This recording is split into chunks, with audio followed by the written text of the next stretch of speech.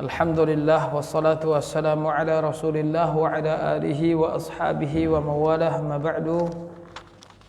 Bapak Ibu yang dirahmati Allah Subhanahu wa taala, beberapa menit ke depan kita akan melanjutkan kajian kita tadi dan kita akan mengambil satu hadis, insyaallah tidak lama, terkait apa yang disebutkan oleh Imam Nawawi rahimahullahu taala, yaitu hadis yang ke-26. An Abi Hurairah radhiyallahu anhu qala, dari Abu Hurairah radhiyallahu anhu, dan Abu Hurairah namanya adalah Abdurrahman ibnu Sakhar Ad-Dausi Al-Yamani. Jadi beliau ini asalnya orang Yaman, Abu Hurairah. Nama aslinya adalah Abdurrahman ibnu Sakhar. Dan tadi sudah kita sebutkan mengapa dinamakan dengan Abu Hurairah, kunyahnya Abu Hurairah. Jadi kunyah ini dia bisa jadi kepada mengambil dari nama anak Tayyib, dan bisa juga di sini mengambil dari sebutan hewan, yaitu Abu Hurairah, seperti itu. Dan juga Ali itu juga diberikan kunyah Abu Turab. Pernah beliau tertidur dan kemudian menempel dengan tanah. Tayyib. Nah, ini Abu Hurairah, sahabat yang paling banyak meriwayatkan hadis dari Nabi sallallahu alaihi wasallam. Bahwasanya dia berkata, Rasulullah sallallahu alaihi wasallam bersabda, kullu sulama minan nasi alaihi sadaqah. Setiap persendian yang dimiliki oleh manusia, dia dituntut untuk bersedekah. Setiap sendi yang kita miliki, dan para ulama menyebutkan ada 360 sendi pada tubuh kita. Ada 360 sendi pada tubuh kita. Kata Nabi, kullu sulama minan nasi alaihi sadaqah. Jadi dituntut untuk bersedekah. Kullu yaumin tatlu'u fihi syams. Setiap hari. Jadi bukan hanya setiap minggu, setiap tahun, setiap hari. Tatlu'u fihi syams, dan ini menunjukkan bahwasannya matahari tersebut terbit dan terbenam. Dan ini menunjukkan bahwasanya matahari tersebut bergerak dan berputar. Dan juga sejalan dengan firman Allah Subhanahu wa taala dalam surat Yasin, wasyamsu tajri. Tajri itu kalau kita manusia itu berlari. Wasyamsu tajri li mustaqarrin laha, beredar pada orbitnya. Jadi tidak keluar dari orbit yang telah ditentukan oleh Allah Subhanahu wa taala. Dzalika taqdirul azizil alim. Dan itu adalah takdir, ketentuan dari Al-Aziz Al-Alim, Allah Subhanahu wa taala. Jadi ini memang kadang bertentangan dengan apa yang disebutkan oleh orang-orang, katanya matahari tersebut menetap, padahal di dalam nas, zahirun nas. Dan juga kita lihat hadis ini, kullu yaumin tatlu'u fi syams. Jadi dia terbit dan terbenam. Dan kalau kita berdiri di atas gedung, atau di atas gunung, atau kita melihat ketika kita di atas kapal, kita melihat bahwasanya memang betul-betul matahari tersebut terbit dan terbenam. Matahari tersebut bergerak. Tayyib, maka mata kita kemudian juga zahir dari nas ini, zahir dari nas tersebut, ya memang matahari tersebut bergerak. Matahari tersebut bergerak. Tayyib. Kullu yaumin tatlu'u fihi syams. Ta'dilu baina itsnaini sadaqah. Nah, di sini beliau Nabi SAW menyebutkan bentuk-bentuk sedekah tersebut. Jadi sedekah itu kata Nabi tidak harus dengan harta, tapi juga secara umum setiap ibadah yang kita lakukan kepada Allah semuanya dihitung sedekah. Maka sedekah itu ada dua, ada sedekah dengan harta, ada sedekah selain dengan harta. Dan di hadis sebelumnya tadi sudah kita jelaskan, bahkan zikir-zikir yang kita ucapkan pun itu juga dihitung sedekah. agar kemudian orang-orang miskin di kalangan para sahabat tidak merasa ketinggalan jauh dari orang-orang kaya. Kan biasanya sibuk ngurus harta tuh, sibuk ngurus kepada Allah. Maka orang-orang miskin memanfaatkan itu. Mereka mendapatkan pahala dengan sedekah harta mereka. Orang-orang miskin mendapatkan pahala sedekah dengan mengucapkan zikir-zikir kepada Allah. Imbang. Ini adalah syariat Islam yang memberikan kedua-duanya keutamaan. Dan tadi subhanallah Bapak Ibu, pahala sedekah ini sangat besar sekali. Jadi kita habis berdosa, cara salah satu menghapus dosa kita adalah dengan sedekah.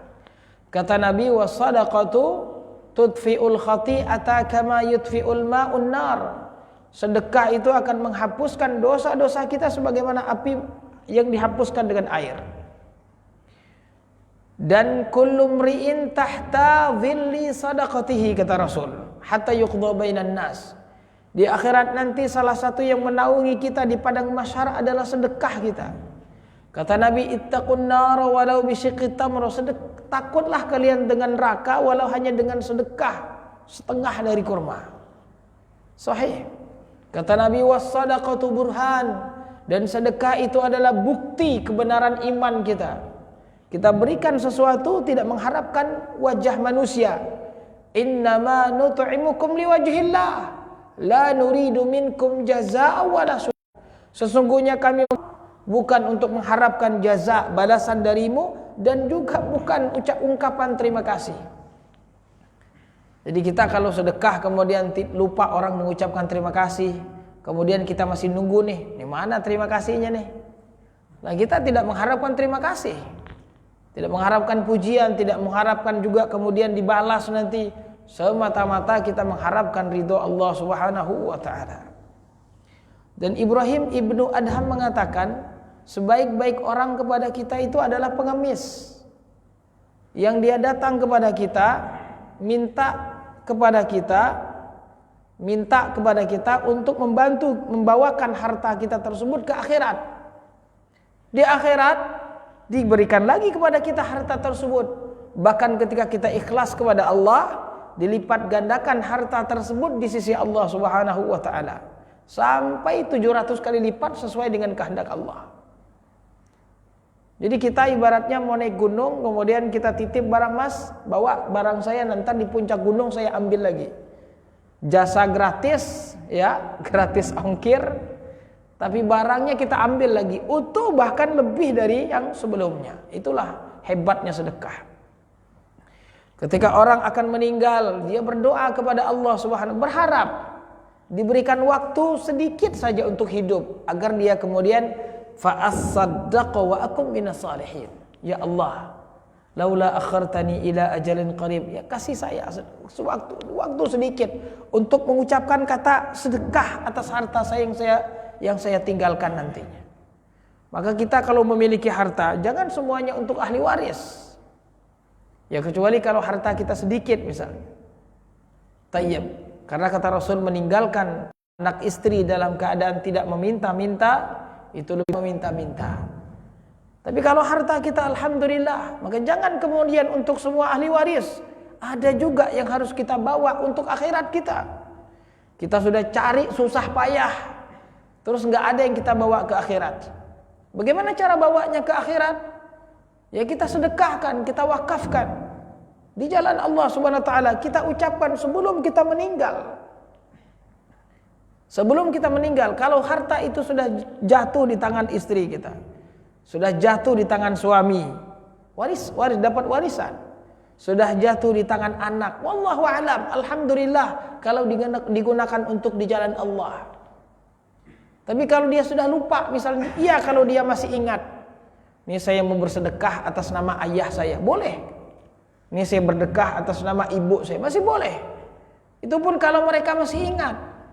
Kalau mereka tidak ingat lagi, harta yang siang malam kita kumpulkan, sahih, sampai berantem dengan orang di jalan dan lain sebagainya.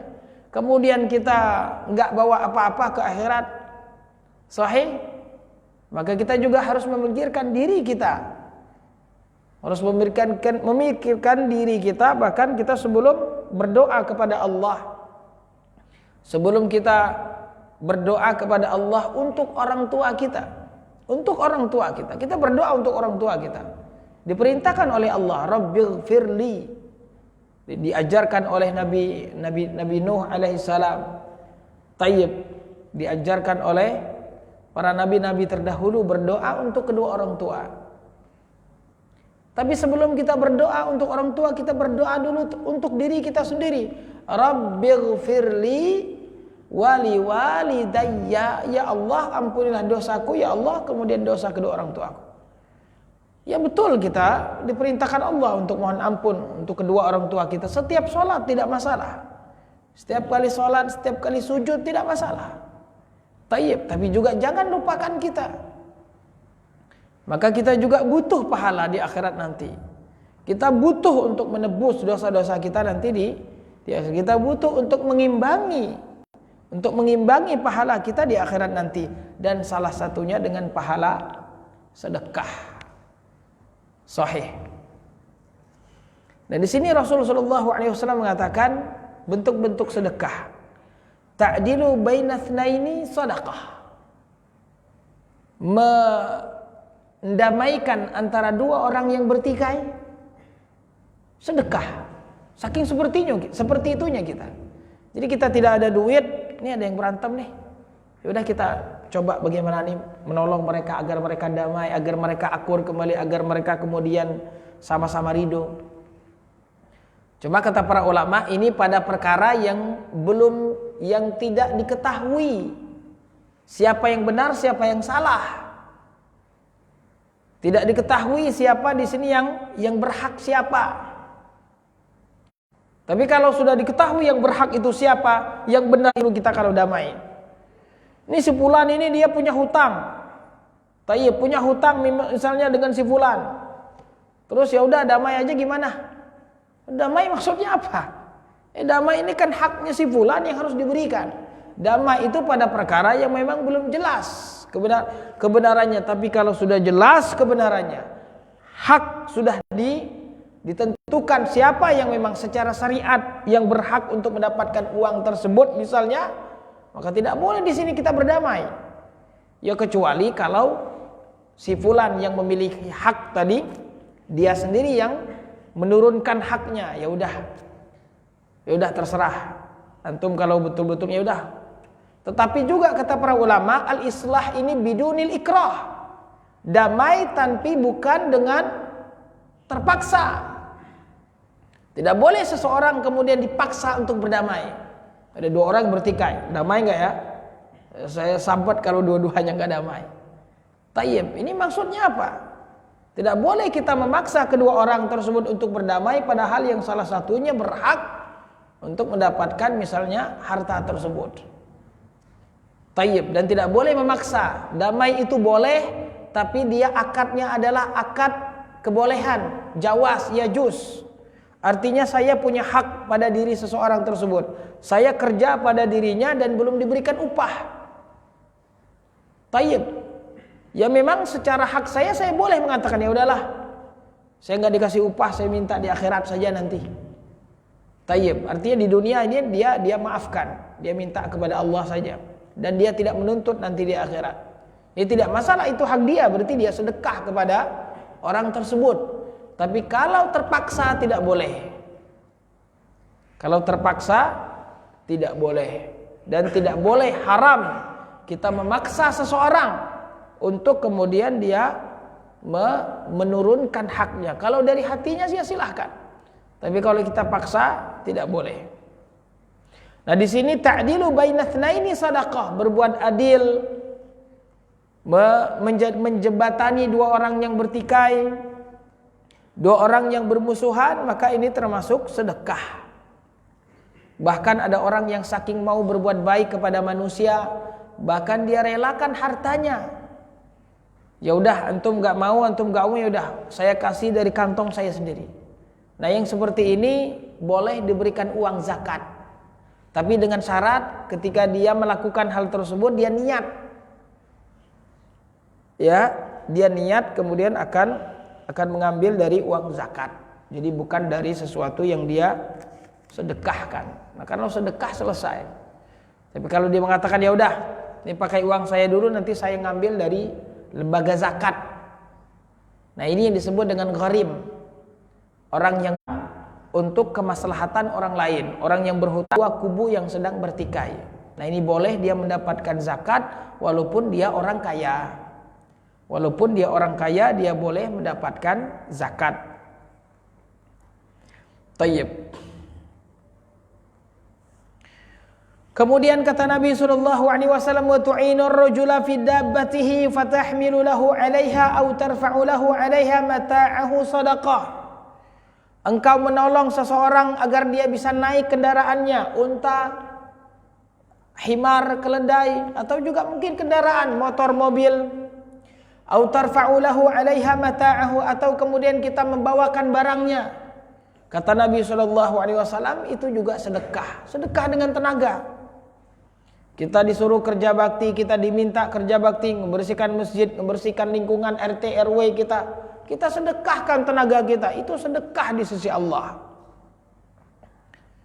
Ada orang di jalan yang misalnya nggak punya kendaraan, yang dia berjalan, kita tawarkan agar ikut kendaraan kita.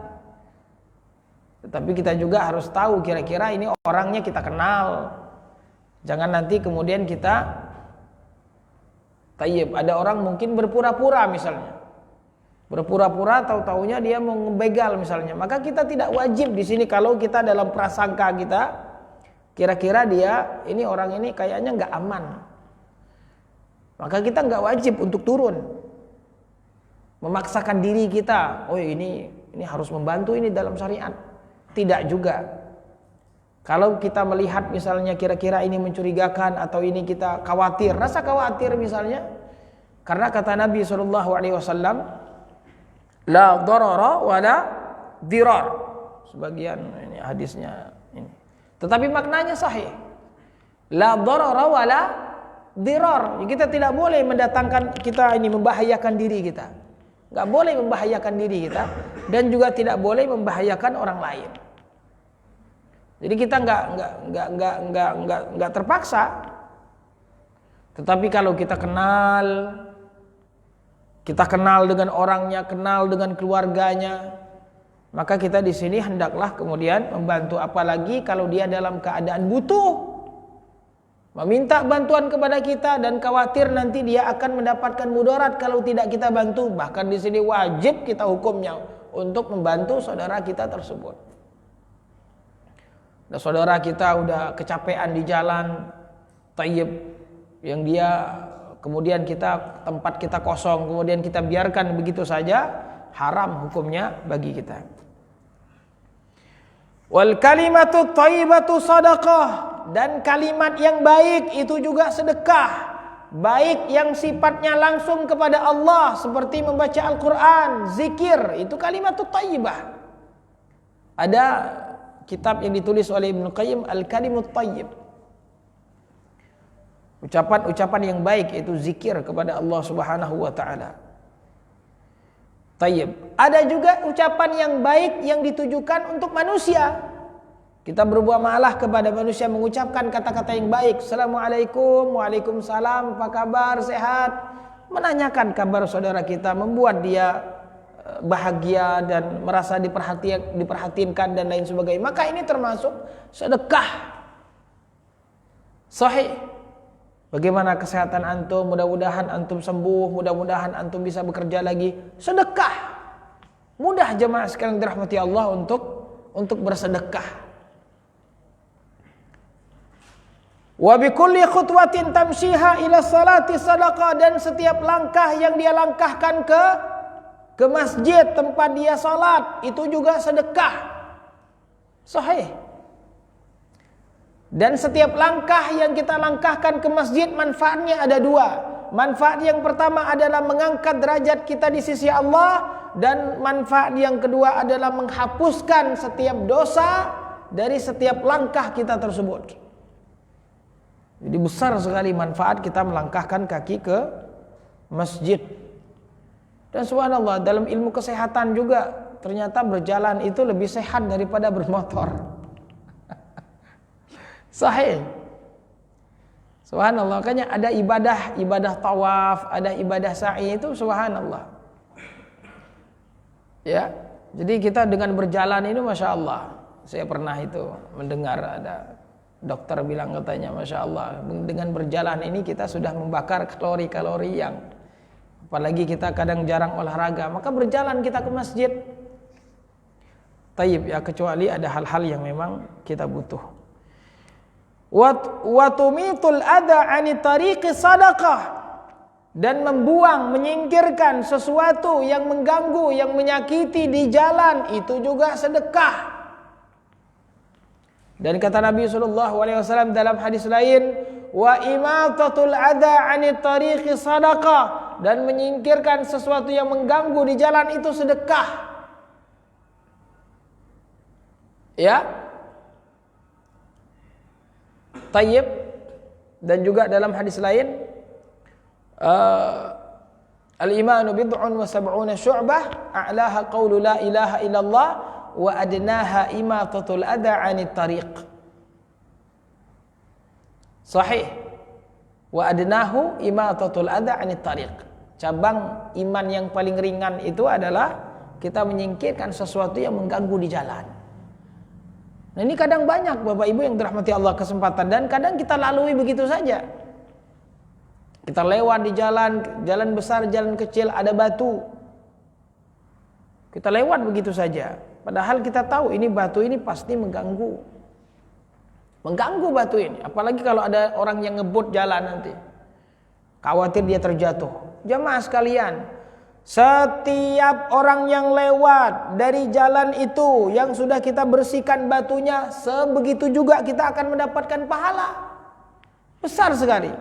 Dan orang yang menyingkirkan sesuatu yang mengganggu di jalan, diberikan balasan oleh Allah Subhanahu wa taala, dia akan berkeliaran bebas nanti di surga. Sahih, besar sekali kita menyingkirkan sesuatu yang mengganggu di jalan. Dan ringan, kita hanya berhenti saja. Cuma kan kadang orang heran, itu ngapain Bapak itu berhenti? Kadang mungkin seperti itu. Sahih. Terus ada mungkin yang mengira, alim banget, itu rajin banget. Ya memang kita harus kuat-kuatan, itu harus tahan-tahanan. Terserah apa kata orang, yang penting saya niatnya mau beribadah. Dan ini adalah perintah. Sahih. Perintah amal saleh. Kata wa imatatul adha 'anit tariqi sadaqah. Maka dari itu kata Syekh Ibnu Taimiyah, kias lawan dari perkara ini, kata beliau, kalau kita menyingkirkan sesuatu yang mengganggu di jalan itu sedekah, kata beliau, perbuatan baik, amal saleh, maka kebalikannya. Kalau kita membuat sesuatu, melemparkan sesuatu, membuang sesuatu yang mengganggu orang di jalan, yang mengganggu orang untuk melewati tempat tersebut, mengganggu lalu lintas, maka kita juga sama. Kalau membuang tadi menjadi sedekah, menjadi amal soleh. Kalau kita yang menyebabkan itu terganggu, maka kita mendapatkan dosa. Ini namanya kias tadi, kiasul aks, lawan dari hal ini tadi. Maka tidak boleh kita buang sampah sembarangan, tidak boleh kita mengganggu orang di jalan. Buang sampah sembarangan, kemudian terkumpul masuk ke dalam selokan, kemudian membuat selokan kemudian tersumbat, kemudian air bisa meluber. Nah, ini mudaratnya. Maka dosa kita kalau seandainya kita membuang sampah dan sampah kita tersebut memudaratkan orang lain. Apalagi kadang buang sampah di sungai, malas ngebakar sampah, nggak ada yang kemudian yang ngambil sampah dan kita bayar, malas saja dibuang ke sungai. Nggak ada juga petugas misalnya yang memantau dan lain sebagainya. Sahih, ringan, tapi dosanya bisa jadi terus menerus. Ringan, tapi kemudian kalau kita mau bertaubat susah. Kenapa? Udah terjadi, nasi sudah menjadi bubur. Sahih. Maka jamaah sekalian dirahmati Allah, kita harus sungguh-sungguh di dalam beragama dan mengamalkan agama. Jangan kita melakukan sesuatu yang dilarang oleh syariat, dan kerjakanlah sesuatu yang diperintahkan oleh syariat. Dan kata Syekh Ibnu Taimiyah rahimahullah, Jalan di sini adalah jalan yang dilewati oleh manusia secara hissi. Jalan, tapi juga ada di sana jalan kehidupan yang kita kadang tidak kemudian peduli dengan jalan kehidupan tersebut. Jalan kehidupan yang dimaksud adalah ketika seseorang berjalan di atas sebuah agama. Maka kita juga sebagaimana harus membersihkan jalan tersebut, jalan duniawi, agar tidak mengganggu orang ketika lewat. Maka begitu juga dalam urusan agama. Ini jalan-jalan agama. Maka tidak boleh ada yang membuang sampah sembarangan di situ. Tidak boleh ada yang membuang, atau tidak ada boleh yang membuang kotoran-kotoran pikirannya, pendapat-pendapat yang tidak sesuai dengan Al-Quran dan Sunnah, perkara-perkara yang bertentangan dengan Al-Quran dan Sunnah, tidak boleh dibuang di situ. Dan kita yang mampu untuk menyingkirkannya juga harus kita singkirkan. Nah, inilah betapa pentingnya seorang alim, seorang ulama yang kemudian dia memiliki tanggung jawab untuk menjaga kemurnian agama. Siapa lagi yang menjaga kemurnian agama kalau bukan para ulama? Agar agama ini tetap terus kemudian dipahami sebagaimana turun kepada Rasul dan para sahabat, tidak bercampur. Dan memang musuh-musuh Allah kerjaannya seperti itu, seperti Yahudi tidak perlu orang masuk ke dalam agama Yahudi, tapi inginnya orang-orang Yahudi tersebut bikin kacau agama orang lain. Maka dia kadang membuat agama-agama tandingan, kadang dia membayar orang-orang untuk membuat rusuh agama itu sendiri. Dibayar.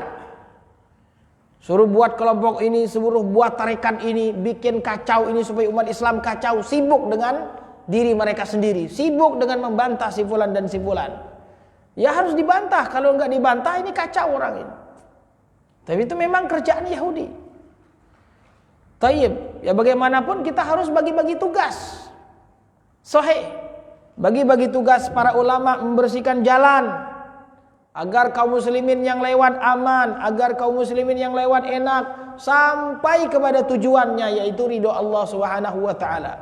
Ketika mereka beribadah sesuai dengan tuntunan Rasulullah, ikhlas hanya untuk Allah, sampai kepada Allah, sampai kepada keridhaan Allah. Dan ini tugas para ulama. Tugas aparat, tugas pemerintah juga membantu para ulama. Maka dari itu kata para ulama tafsir di dalam firman Allah Ta'ala, ati'ullaha wa ati'ur rasul wa ulil amri minkum. Ulil amri ini ada dua, para ulama dan umara. Yang kita sebagai orang-orang awam dan rakyat harus tunduk dan patuh kepada ulama dan umara. Para ulama yang menjelaskan syariat, para umara yang menerapkan syariat Allah Subhanahu wa taala. Saling kerjasama. Sahih. Agar kemudian kita sampai pada keridhaan Allah Subhanahu wa taala. Tayyib, barakallahu fikum wa jazakumullahu khaira. Walhamdulillahirabbil alamin. Kalau ada pertanyaan silakan.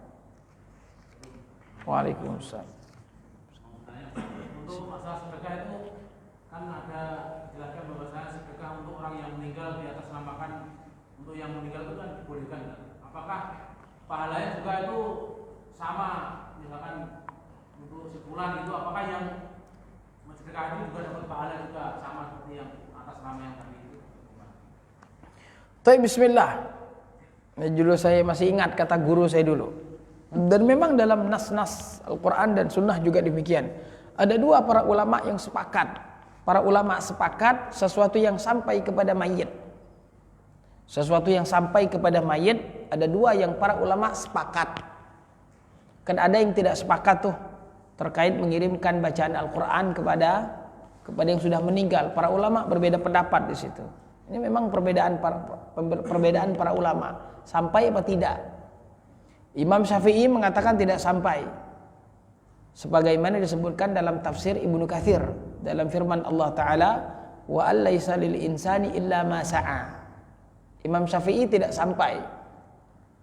Makanya heran banyak orang yang kadang ngaku Syafi'i tapi kemudian berbeda dengan pendapat Imam Syafi'i dalam hal ini. Tetapi ada dua hal yang sepakat. Yang pertama adalah sedekah. yang kedua adalah doa. Yang pertama adalah sedekah, yang kedua adalah doa. Itu para ulama sepakat. Jadi kalau kita misalnya kita sedekahkan sesuatu atas nama orang tua kita, kakek kita, taib yang lainnya, maka insya Allah akan sampai kepada mereka. Kita niatkan untuk mereka. Taib. Dan juga doa juga tentunya. Doa juga tentunya yang dikatakan oleh Nabi SAW, awwaladin salihin yad'ulah. Kita ketika berdoa sekarang agar misalnya saudara kita yang sudah tiada, misalnya kita doakan, ya Allah, Allahumma ghfir lahu warhamhu. Doa kita diijabah oleh Allah, diampuni oleh Allah SWT dosa saudara kita yang sudah meninggal tersebut. Tayyib. Jadi masih boleh kita kemudian bersedekah untuk orang yang sudah meninggal.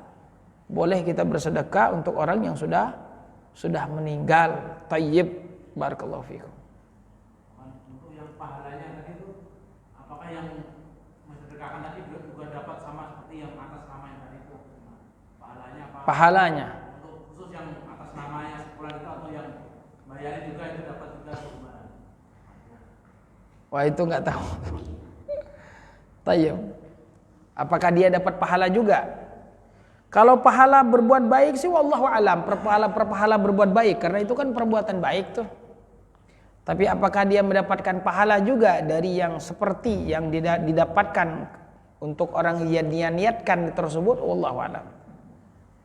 Tayyib. Karena kan pahalanya sudah ditransfer. Pahalanya sudah ditransfer.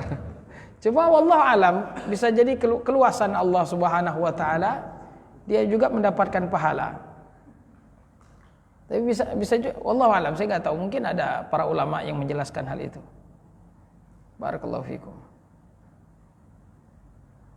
Yang pahala yang kita mendapatkannya itu adalah kata Rasul, man dalla ala khairin falahu mithlu ajri fa'ilihi. Barang siapa yang menunjukkan kebenaran, kebaikan, amal soleh kepada seseorang. Ada yang mengajarkan sholat duha misalnya. Ini sholat duha tata caranya seperti ini. Kemudian dia amalkan terus. Maka kita mendapatkan pahala sebagaimana pahala orang yang berbuat amal soleh tersebut. Kita ajak seseorang ke masjid untuk sholat jamaah. Sebelumnya dia belum pernah. Maka kita mendapatkan pahala. Ada orang yang baca Al-Quran, kita yang mengajarkannya, maka setiap dia membaca Al-Quran kita juga mendapatkan pahala. Tayyib. Nah ini tadi Bapak Ibu yang dirahmati Allah, terkait hadis yang ke-26 ini ada riwayat lain yang menyebutkan bahwasannya sedekah kita tadi yang dituntut untuk bersedekah sebanyak 360 sedekah setiap hari. Dalam riwayat lain ini cukup dengan 2 rakaat salat duha. 2 rakaat salat duha. Karena memang ketika kita salat itu semua anggota tubuh kita gerak. Maka ini sudah mewakili sedekah yang dituntut. Kalau kita lihat hadis ini, kullu sulama minan nasi alaihi. Artinya dia wajib bersedekah dalam satu hari tersebut. Ya sebenarnya kita salat kita juga sudah dihitung sedekah. Tapi kalau seandainya kita mau mengambil secara khusus sedekah di waktu pagi, yaitu sedekah dengan sholat duha. Kalau seandainya kita tidak sedekah yang lainnya. Tayyib. Dan sholat duha ini sholat yang dilakukan mulai dari, ya sebenarnya sholat syuruk itu juga sholat duha. Sholat syuruk itu adalah sholat duha di awal waktu. Karena waktu sholat duha itu para ulama menyebutkannya demikian. Ketika matahari sudah syuruk tadi terbit, ya tunggu sekitar 20 menit setelah itu baru kemudian kita sholat duha. Atau tidak masalah juga kita menamakannya dengan sholat syuruk. Sholat syuruk atau sholat duha silahkan. Tayyib. Yang penting dia adalah kalau dia syuruk ya berarti sholat syuruk tadi. Kalau sholat duha berarti sholat duha di awal waktu. Ya walaupun waktu yang paling afdal hina tarmidul fisal, ketika panasnya sudah mulai menyengat, itu justru waktu yang paling afdal untuk sholat duha. Dan berhentinya, habisnya waktu sholat duha, ya sekitar mungkin 15 menit sebelum masuk waktu zuhur. Kurang lebih seperti itu. Tayyib. Dan minimalnya 2 rakaat dan tidak ada batas maksimalnya, kata Syekh Ibnu Utsaimin. Tidak ada batas maksimalnya. Yang penting kita lakukan sholatnya 2 rakaat, 2 rakaat. Boleh kita dalam keadaan muqim dan boleh juga walau kita dalam keadaan safar. Ada 3 sholat sunnah yang boleh dilakukan walaupun kita dalam keadaan safar. Sholat duha, sholat witir, dan juga sholat 2 rakaat sebelum subuh. Adapun qabliyah dan ba'diyah itu tidak dilakukan Rasul ketika safar kecuali 2 rakaat sebelum subuh. Tayyib. Dan juga boleh kita witir dan juga sholat duha ketika kita safar. Tayyib. Barakallahu fikum.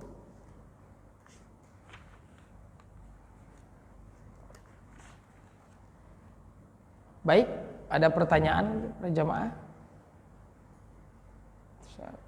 Kita cukup sampai di sini daripada nanti kita sahur di masjid. Kita cukupkan sampai di sini, Bapak. Nah, barakallahu fikum wa jazakumullahu khaira. Wassalamualaikum warahmatullahi wabarakatuh.